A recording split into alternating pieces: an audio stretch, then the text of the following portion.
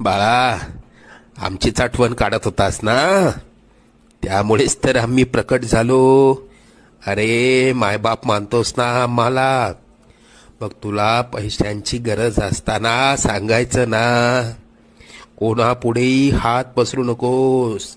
लोक 2-4 हजारांची मदत करतीलही, पण तुझ्या मागे सर्वांना तुझी मजबुरी हसत सांगतील. आता तुला कोणापुढे हात पसरण्याची वेळच येणार नाही. तू आजपर्यंत भरपूर दुःख सहन केलंस. लवकरच तुझ्या रडक्या भाग्यात सुखाचे दिवस येतील. तुझ्या मनात असलेली इच्छा पूर्ण होऊन अक्कलकोटला पेढे घेऊन येणं होईल.